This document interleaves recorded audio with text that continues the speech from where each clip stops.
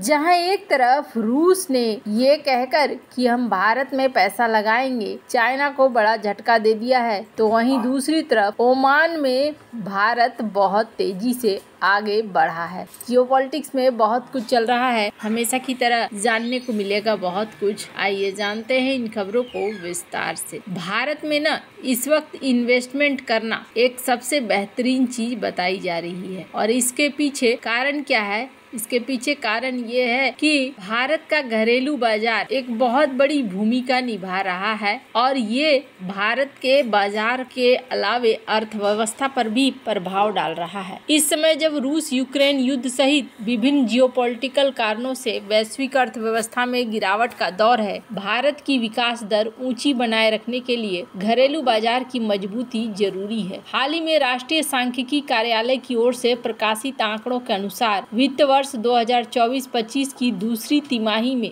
देश का जीडीपी यानी कि विकास दर अनुमान से 5.4% रह जाने का प्रमुख कारण घरेलू बाजार का कमजोर होना है। ये कमजोरी मुख्य रूप से महंगाई, सरकारी व्यय में कमी, जीएसटी संबंधी उलझने और अधिक लॉजिस्टिक लागत जैसे घटकों के कारण दिखाई दे रही है। ऐसे में हर संभव उपायों से घरेलू बाजार की रफ्तार बढ़ाने पर ध्यान देना जरूरी है। डेलाइट इंडिया की India's home and house hold market report 2024 में कहा गया कि भारत का घरेलू बाजार 10% से अधिक की चक्रवृद्धि वार्षिक वृद्धि दर से बढ़ रहा है। इस तेज गति से साल 2030 तक भारत का घरेलू बाजार 237 अरब डॉलर की ऊंचाई पर पहुंच जाएगा। निश्चित रूप से भारत के घरेलू बाजार की मजबूती में देश में वस्तुओं, सेवाओं, कृषि उत्पादों और प्रतिभूतियों की बढ़ती हुई मांग और आपूर्ति की एक महत्वपूर्ण भूमिका है। इसके अलावा डिजिटलीकरण, खाद्यान्न में आत्मनिर्भरता, कृषि का तेज विकास, मैन्युफैक्चरिंग हब बनाने की डगर, युवा उपभोक्ताओं की बढ़ती क्रय शक्ति और छलांगे लगाकर बढ़ता सेवा क्षेत्र भी घरेलू बाजार को बढ़ाने में महत्वपूर्ण है। इसमें कोई दो मत नहीं है कि देश की अर्थव्यवस्था में घरेलू बाजार अहम भूमिका निभा रहा है। विश्व बैंक के अध्यक्ष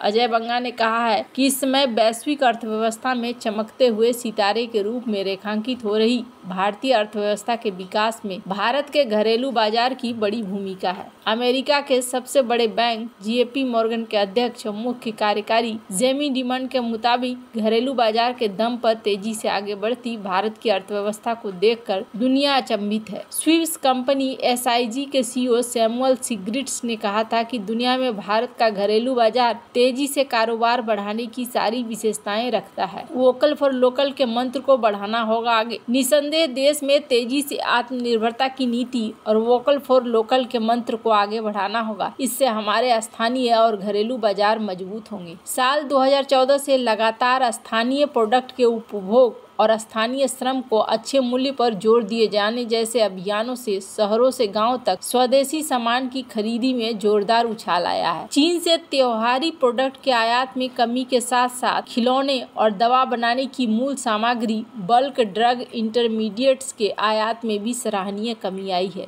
विनिर्माण क्षेत्र को आगे बढ़ाने के लिए सरकार रणनीतिक रूप से आगे बढ़ रही है। भारत में घरेलू बाजार की तेजी से बढ़ाने में डिजिटलीकरण भी भूमिका निभा रहा है। इससे जहां भारत में वित्तीय समावेश में मदद मिल रही है, तो वहीं डिजिटलीकरण लागत को कम करने, घरेलू अर्थव्यवस्था को अधिक कुशल बनाने और सेवाओं को सस्ता करने में भी प्रभावी योगदान दे रहा है। इससे भारतीय घरेलू बाजार को अधिक प्रतिस्पर्धी बनाने में सहायता मिल रही है। इन्फोसिस के सह संस्थापक नंदन नीलकेनी ने कहा कि भारत ने अपने अनोखे डिजिटल सार्वजनिक बुनियादी ढांचे और नई डिजिटल पूंजी के सहारे पिछले 10 साल में घरेलू बाजार को वह ऊंचाई दे दी है जिसे पारंपरिक तरीके से काम करते हुए पाने में 5 दशक लग जाते हैं। दुनिया के नजरों में यह युग भारत के घरेलू बाजार को रफ्तार देने का युग है। दुनिया में भारत ग्लोबल फिनटेक एडॉप्शन के मामले में पहले क्रम पर है, इंटरनेट उपभोक्ताओं के मामले में दूसरे क्रम पर है, स्टार्टअप के मामले में तीसरे और नवीनीकरण ऊर्जा क्षमताओं के मामले में चौथे पे है। दरअसल हमारे पास उभरता हुआ विशाल बाजार, युवाओं में जबरदस्त ढंग से आगे बढ़ने की ललक और उद्यमिता के भावना,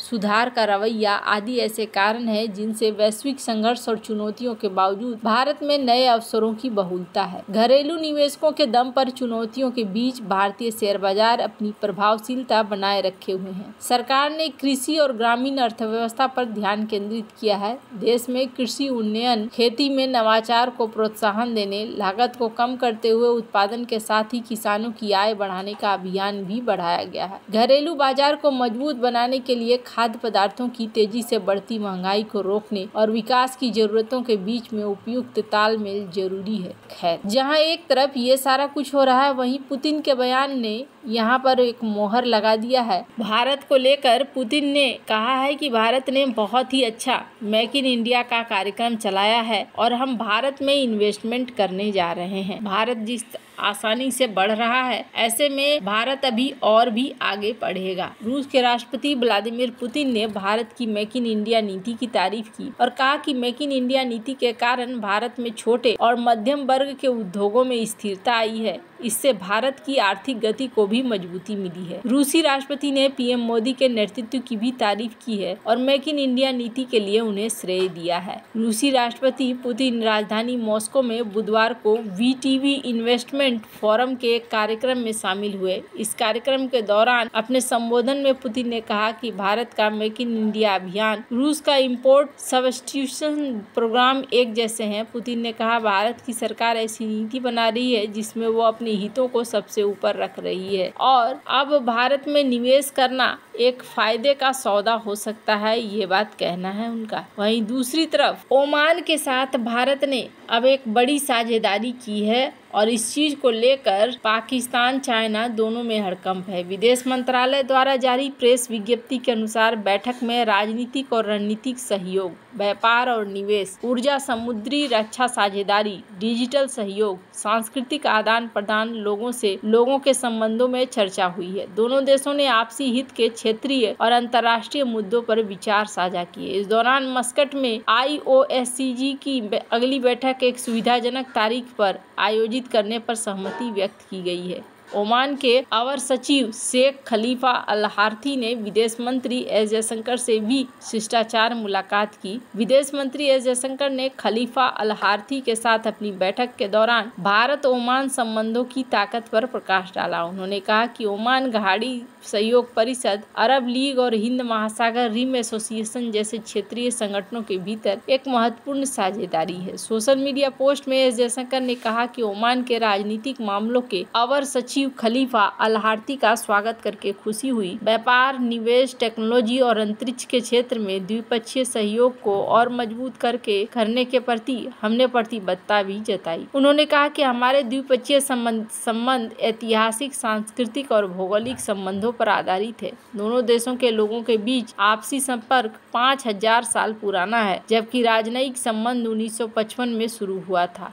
हमारे रणनीतिक, राजनयिक और आर्थिक जुड़ाव दोनों देशों की बढ़ती साझेदारी को दिखलाता है। उन्होंने कहा कि ओमान भारत की पश्चिम एशिया नीति में अपने सबसे पुराने क्षेत्रीय रणनीतिक साझेदार के रूप में महत्वपूर्ण स्थान रखता है। ओमान एक समय ग्वादर पोर्ट भी भारत को देना चाहता था, लेकिन उस समय भारत ने उस दिशा में ध्यान नहीं दिया। वैसे आपको क्या लगता है, इन सब मामले में आपकी क्या राय है, कमेंट कर जरूर बताएं। जल्द मिलते हैं अगले वीडियो में नई खबर के साथ।